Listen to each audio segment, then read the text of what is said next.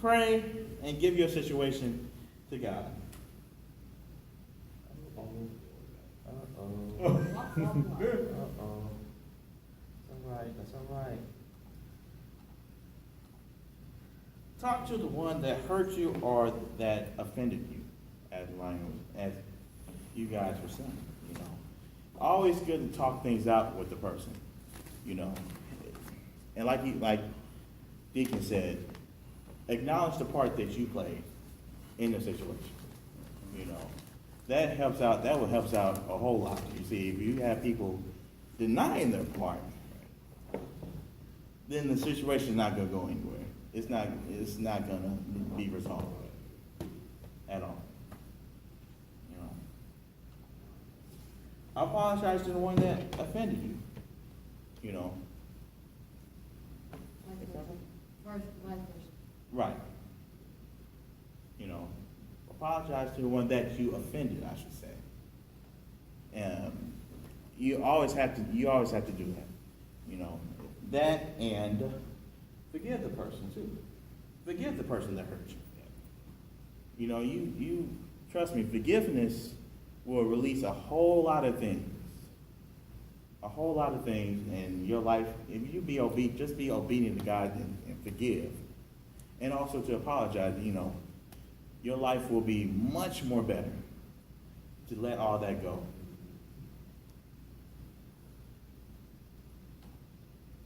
Reconcile to one another. You know, basically what we've been talking about. Talk about it. You know, say I'm sorry or I forgive you of the situation.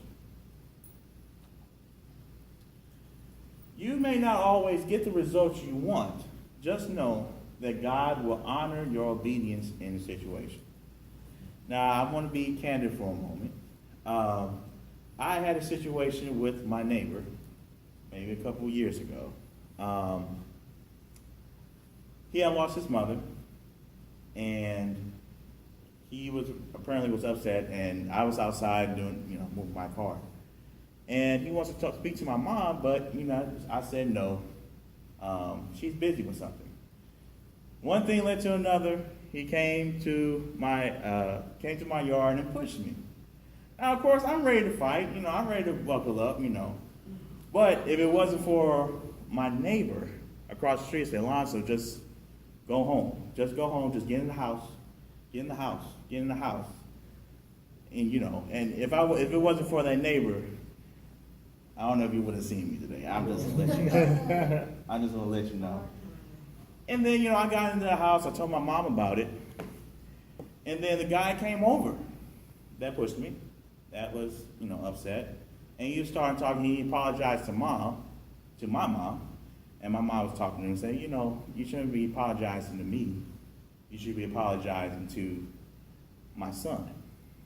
And one thing led to another, and he cursed my mom out. Oh my goodness. Yeah. So imagine, I'm raging now. It was like at 100. It's like over 100. Okay? And then he made some type of threat to me. And, I want to get out there, blah, blah, blah, and all that. So about a few months later, I tried to talk with him about it. And, of course, I'm trying to be obedient and, at least talk with him about it, forgive him what he done. And some of the things he said, how can I say I wasn't really satisfied with? I say, all right, whatever. You just had to let it go. I just had to let that situation go. I had to give it to God. I had to forgive him, maybe from a distance. But, I forgive him for what he's done, I think I want to also acknowledge my role. I wasn't as close to the gentleman, but I was close to his mother that passed. I was, very close, speak to her. She was very nice, didn't have much of a great relationship with the gentleman. So I want to acknowledge my part in saying I could have built a better relationship with him, So it won't have to escalate that far. So you may not get hey, I'm sorry for what I did. or I forgive you. You know, you just have to be obedient to the situation. You just have to do your part in the forgiveness or I'm sorry.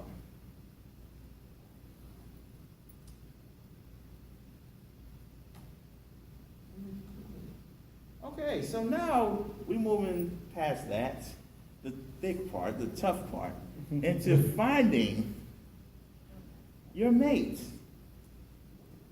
either wife or husband. Maybe everybody, okay? So I want to ask you guys, what do you look for in a potential wife and husband? Now I want to go to Deacon. Yeah, I know. I'm sorry. That's I'm sorry. fine. Before you met Sister Griffin, what were you looking for in a potential mate? Yeah, I mean, definitely someone that had something in common with me. Mhm. Someone that was Christ-like or Yeah. a Christian, or she was.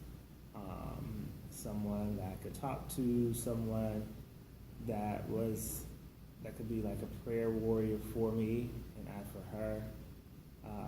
And really a helpmate, you know. Ours is a little different because we were so young. You know, we were teenagers, but like as an adult, you know, that's what I would be looking for, you know. And someone you could communicate with Yeah, and have, you know, real conversation with, there you go. you know. So That's why that's my Deacon right there. Anybody else? What do you guys look for in a potential mate? Oh, you all right? You're not there. You're not there yet. I understand. Take your time. Take your time. So and that's definitely take your time. take your time. Don't settle for the first person. Yes. Man, Look. So this is what I came up with. Must have a relationship with Christ. That's how can you say, when you're trying to find a mate, you have your non-negotiables. You know, certain things you stand and believe on. That's your non-negotiables. My non-negotiable is you have to have a relationship with Christ. Yeah. That's just plain and simple. You know. Be selfless. You know, at times we see, maybe on social media or whatever, certain couples or a certain person of the couples, maybe more of themselves than of the unit. You know, you have to make some sacrifices for the family unit instead of doing it for yourself. You know, it'd be kind of selfish for me to, so for example, we may have a budget. And I blow the budget by buying Amazon stuff. Amazon will get you, won't it? Amazon will get you, my friend. Yes, sir. Hell yes. And just blow the budget and remind you that's your budget possibly for bills or for groceries and all that stuff. And I just blow it. That's selfish. You have to make the sacrifice to be selfless in the relationship. Compromise is huge. Compatible and compromise. It's huge. It's huge. You have to be, for compromise, you have to be flexible in your relationship, Some things you can't always do. You have to come in agreement with your mate, with your husband or wife. Compatible is, I'll give you an example. Yeah, we both may have, we may be Christ-like. Both of us, we love Jesus. We cool. But personalities, now, that might be where the similarities end, though.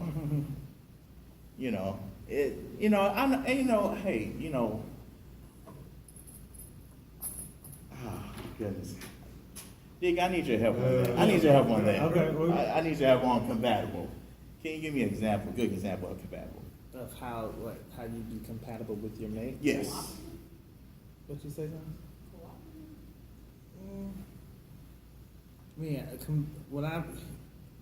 compatibility, it doesn't mean that you all are obviously not the same, but Right. you're able to come to compromise on things. I mean, it goes with your number 4. Yeah. Compatible and compromise go with your number 4. It's having like characteristics and you're interested in the same thing. Yeah. You know what I mean? Like, we're all different. You know, there are things that I like that Ree doesn't and she likes that I don't. There you go. But at the core, we're compatible. We're equal. You know what I mean? We like to say equally yoked. Yes. You know what I mean? So that's what I would say. Thank you, sir. Mm-hmm. It's okay to be friends. It's okay to build a friendship before going into a relationship. Because sometimes we tend to jump into the relationship and, not getting the time to know each other. We have to take that time to know each other, So we know who we deal with. Yep. Right? Enjoy each other's company. I know some couples, they may love each other, but at the same time, they can't stand each other. Can't stand living in the same house. Well, even before getting married, they can't stand each other. So obviously, they're not. Number 5. Yeah. They ain't built nothing, and they're definitely not compromised or compatible. 2 verses I want to leave y'all with is Proverbs 18, chapter 18, verse 22 is, he who finds a wife finds a good thing and obtains favor from the Lord. That is true. That's true.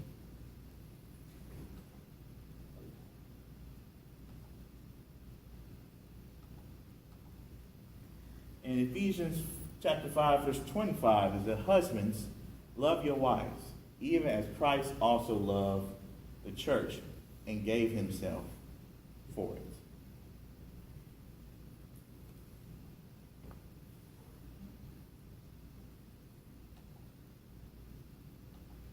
And then, of course, you round up all those relationships compiled is adding up to having a relationship with God. And a lot of the relationship or similarities is having a relationship with God. So, for just a quick question, how do you honor God in your lives? Just curious.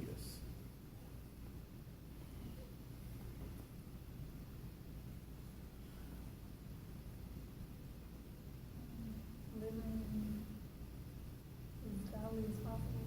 Okay. Okay. When I go to school, keep an open mind. Okay. People who get left out, I make sure to include them. Yeah. There you go. Anyone else? On the wall? That's good answers. Very good answers. One, giving our lives to Christ. Just to surrender every aspect we have. It's hard to do at times, but if we surrender our all to Him, He will bless you immensely by sacrificing. Surrender your life to Him. Yep. Living by His standards. We can say, "Oh, I'm Christian, all that stuff," but I'm doing something totally opposite. That's no. And everybody fall. Everybody fall. I fall, everybody fall. But to proclaim that and then just disregard of, the standards of living Christ-like, that's a big time risk. Read and study His Word in the Bible. Take time to read the Bible. Take time to study it. You can always of course, read it and try to get an understanding of it. You can, of course, use the internet and, maybe type of the verse in you're looking at. And, go from there. Just get a better understanding of what God is trying to say in His Word. Prayer and meditation. Basically, prayer is your communication with God. You know, just giving him thanks, you know, saying hello, say good morning, that's for some people. You know, just thanking him for all the things he's done and protecting me and guiding me and ask for direction in life. You know, we of course, obviously we don't know what's going to happen tomorrow or within the next few minutes. We're asking for his provision, you know, in what he wants us to do. Of course, honor your parents. You know, that is one of the commandments we go by. You know, obviously that's what we talked about earlier. Living a life of worship. And everybody have their different types of worship. You know, it's not just one type. You know, some of us are singing. Some of us are dancing. Some of us are artistic. Do a life of worship to him, to God, the way you feel comfortable.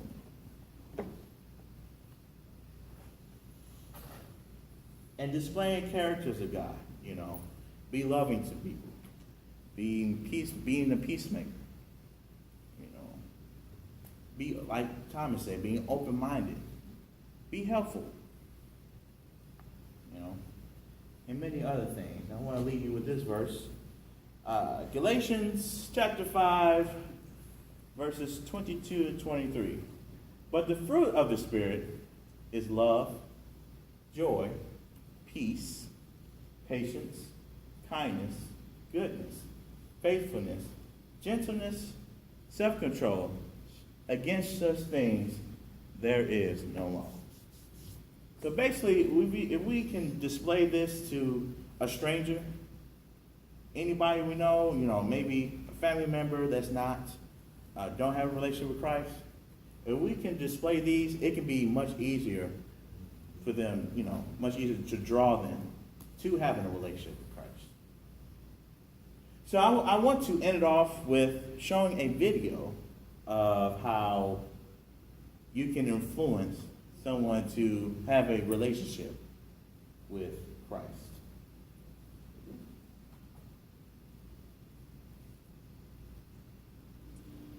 Other teams couldn't stand it because they just wanted to beat him more than they wanted to beat him. He's the guy that you hit a home run on, and you keep your head down, you run around the bases real fast, because you know he's looking